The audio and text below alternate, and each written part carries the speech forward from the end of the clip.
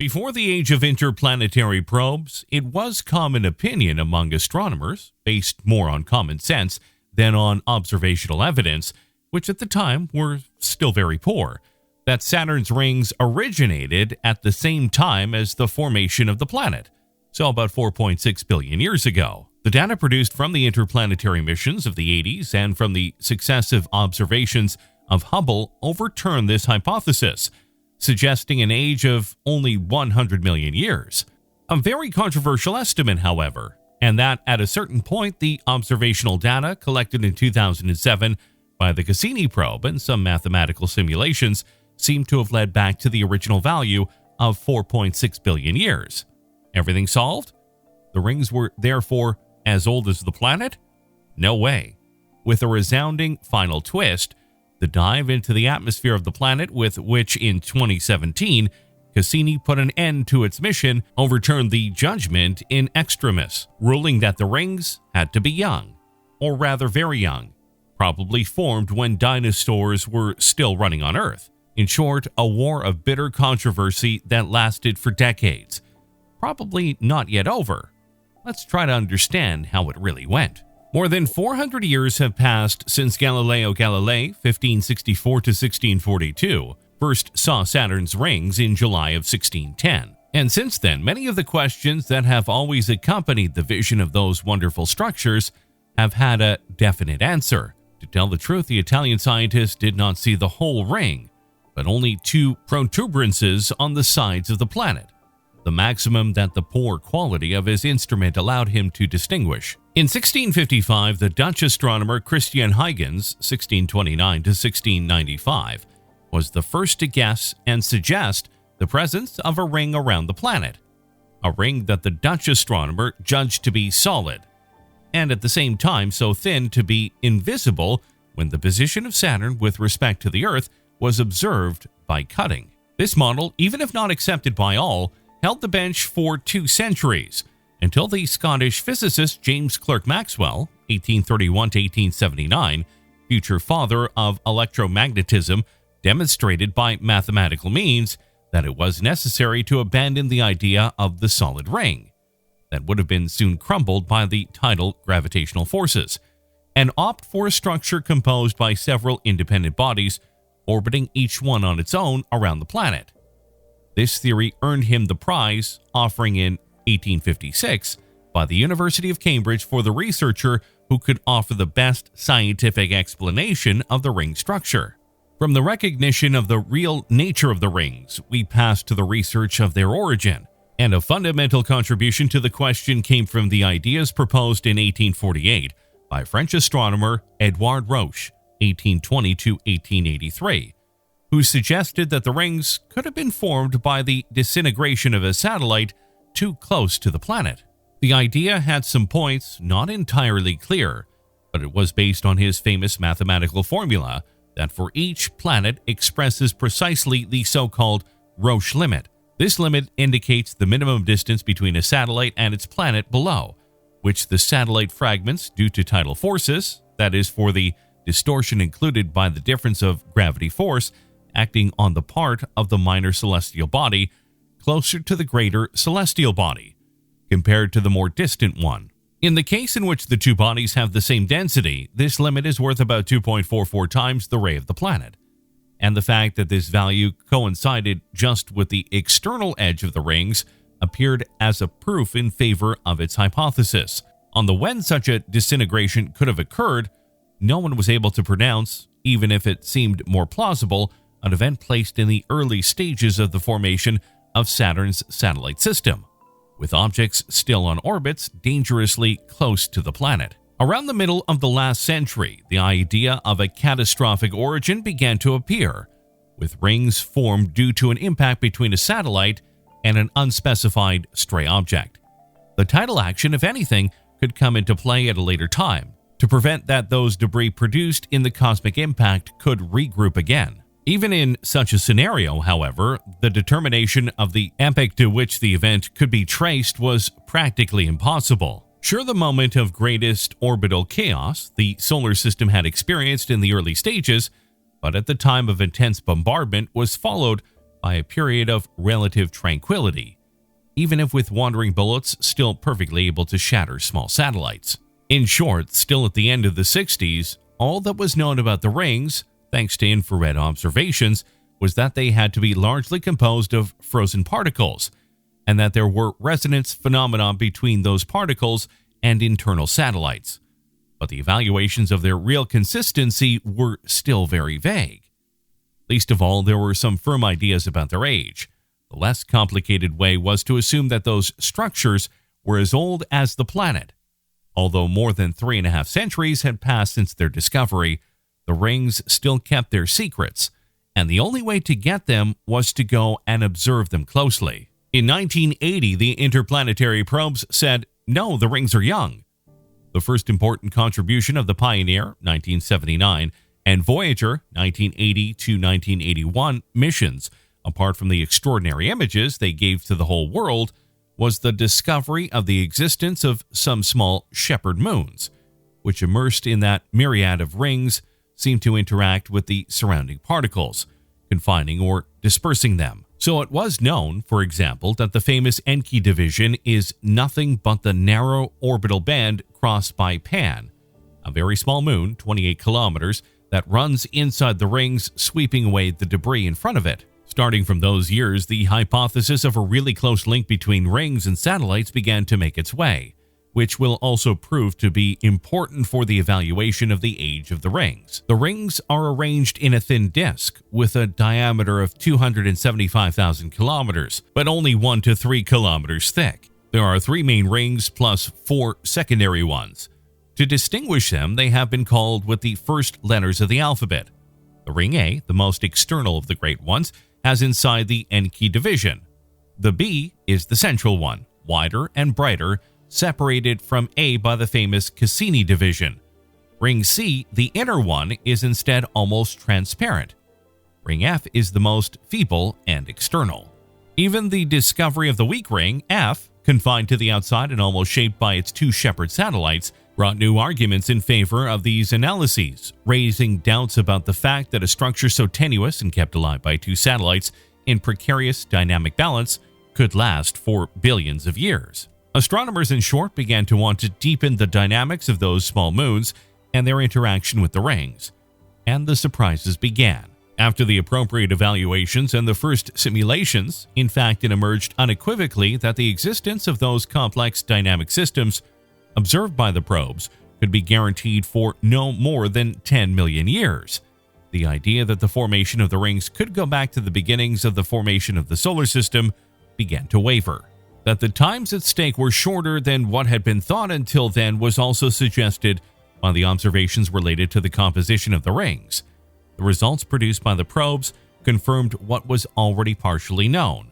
That is, that the rings were composed of a mixture of ice and dust in the proportion of 10 to 1, or maybe even 100 to 1, which puts the astronomers in front of a new question.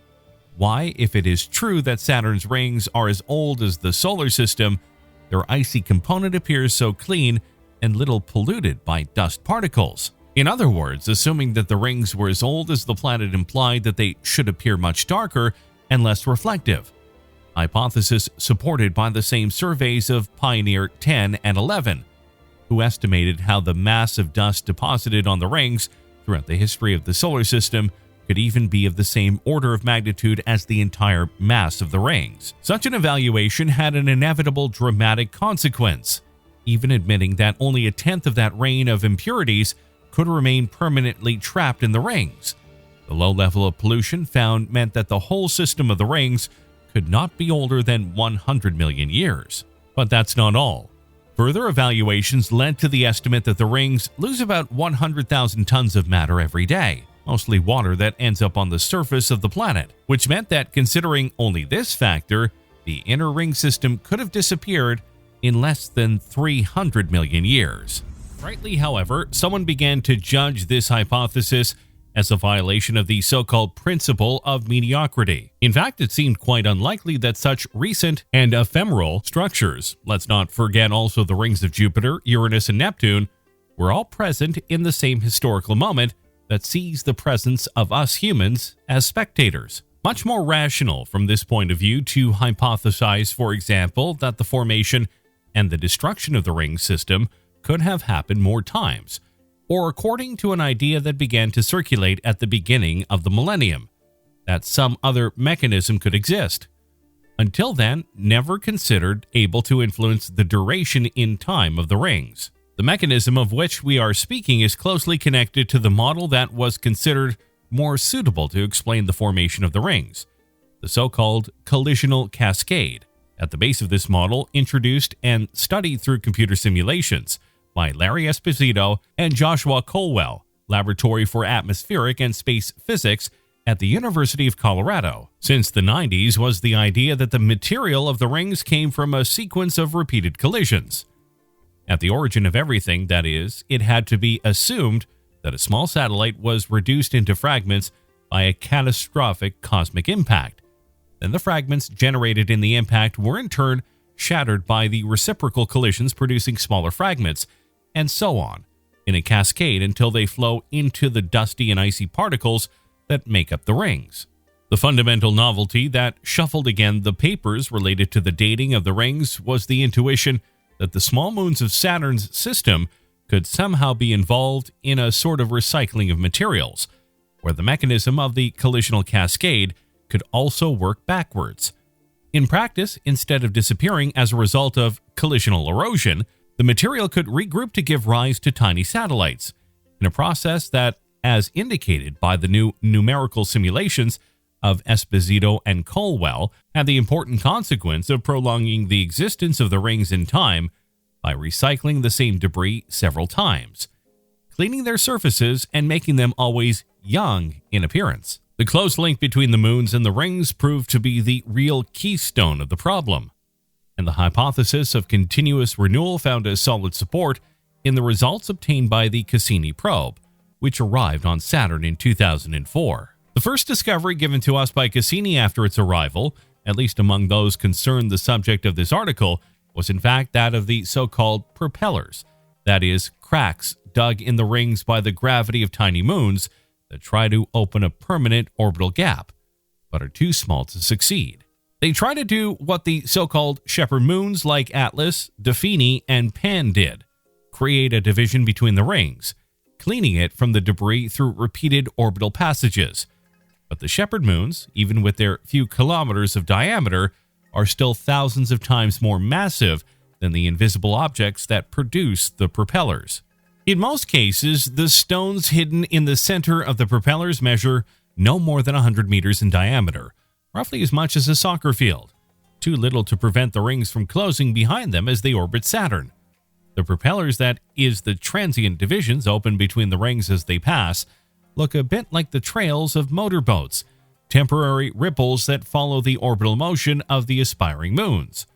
On average, they are 5 kilometers long and are slightly rotated, so that one tip of the propeller is always closer than the other to Saturn, with a radial distance of about 300 meters. The 3 largest propellers discovered by Cassini even received a name, that of 3 famous aviators of the past, heroes of a time when airplanes had propeller engines.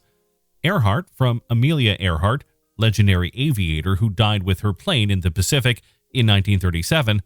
Santos Dumont, from Brazilian Alberto Santos Dumont, aviation pioneer. Blériot, from French Louis Blériot, the first to cross the English Channel in 1909. The close-up images of Cassini have allowed us to see that the edges of the void excavated by the project in the center of the Santos Dumont propeller are sharp and swaying, and that the 2 sides of the opening are no more than 2 kilometers apart.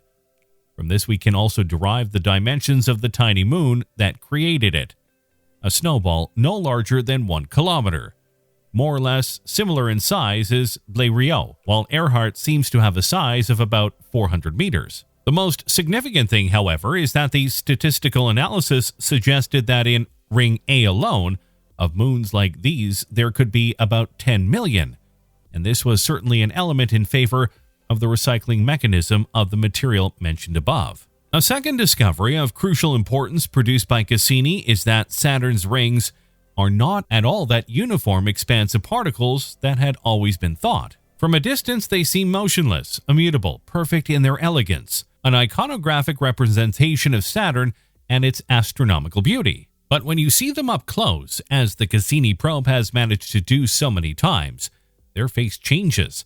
They become visible phenomena that demonstrate the inconsistent nature of the rings. Not a solid body, like a circular blade suspended in the void around Saturn, but an endless set of corpuscles in perpetual motion. Blocks of dirty ice from a few centimeters to a few meters large, disconnected from each other, separated by empty spaces, captured in a perennial carousel by the gravity of Saturn. And the new revolutionary picture that has begun to emerge, increasingly evident from Cassini's observations, is that the distribution of the material of the rings is far from uniform, with agglomerates of material interspersed with large empty spaces. This too was not an unfounded speculation in favor of Esposito's hypothesis on the reaggregation of particles. But not only another fundamental consequence of this discovery was that all the estimates on the mass of the rings previously made on the assumption that the distribution was uniform had to be completely revised. Recalculations, in fact, derived that taking into account the presence of thickenings, the rings had to be at least 3 times more massive. A result in itself far from negligible, but that opened the way to an even more important conclusion. If the material composing the rings was really 3 times the one assumed, then the considerations on the degree of pollution of the ice particles had to be reevaluated as well. In other words, if there is more material, more time is needed for dust pollution to become appreciable, and therefore the brilliance of Saturn's rings can no longer be invoked lightheartedly as an incontrovertible sign of their young age. In short, the new evaluation of the mass of Saturn's rings and the confirmation that the mechanism of recycling of materials is well active and functioning pushes their origin back into the distant past. The fantastic structures that make Saturn so fascinating would therefore not be attributable to an event that took place in the last 100 million years, but in more remote times, and it cannot be excluded that their life must be re-evaluated in billions of years. The last indication in this sense was once again presented by Larry Esposito, who together with colleagues Glenn Stewart and Stuart Robbins has produced a simulation that reconstructs the dynamics of the rings by studying the behavior of more than 100 million particles subject to mutual gravitational attraction and impact. Following the orbits and the individual history of each of them, a stellar occultation was then simulated, calculating the amount of light able to pass through the ring and comparing these results with Cassini's observations. And the substantial agreement with the real data confirmed the need to reevaluate upward the mass of the rings. From Esposito's study emerges the scenario of the continuous reaggregation of the material in dense clumps of particles, capable of giving life to structures with very short life on an astronomical scale, even in a context that sees the general structure of the rings formed in very remote times. To limit ourselves to the most striking structures, some of them, for example, Ring B, probably have their roots in a very distant past, while others, such as Ring A, Ring C, and the fantastic Ring F, show the enigmatic presence of much younger structures and incredibly fast evolutionary times, an unmistakable sign of a far more recent formation, or at least of a mechanism capable of renewing them with extreme efficiency. At that point, Larry Esposito's research and Cassini's observations seem to have put a heavy tombstone on the problem of the age of the rings. But in 2017, it will be Cassini itself that will once again upset the conclusions. In 2017, Cassini says, no, the rings are young. In 2017, just before diving into the atmosphere of Saturn and ending a 13-year mission, Cassini managed to make 6 spectacular passages between the inner part of the rings and the edge of the planet. This allowed the technicians on Earth to measure the speed of the probe with the accuracy of a few hundredths of a millimeter per second, and thus to determine the mass of the rings with absolute precision. Before that time, Cassini was always outside the rings. Therefore, their gravitational effect could not be separated from that of the planet to be measured. This limit has always made problematic the determination of their mass, closely related, according to theoretical models, to their age. During the so-called grand finale, instead, Cassini managed 6 times to put itself in the ideal position, keeping active a radio communication with the control station on Earth to separate the two effects. It was thus possible to determine with great precision the gravitational field of the entire system, measuring the variations through the tiny phase shiftings of the radio signal by Doppler effect. With the precise data on gravity, the authors have therefore determined the total mass of the rings, much lower than previous estimates, and hence also their age, which was again estimated. Try to guess? Between 10 and 100 million years. But the war continues. In spite of the fact that the latest developments have cast a new light on the problem and have corrected some of the dazzles taken in the past, the identification of the epoch of the formation of those stupendous structures around Saturn can certainly not be considered definitively archived. In the last half-century, the estimate of the age of the rings has changed drastically, at least 4 times, passing alternately from billions to millions of years, as in a game of ping pong. Are we really sure that they can only be a few tens of millions of years old?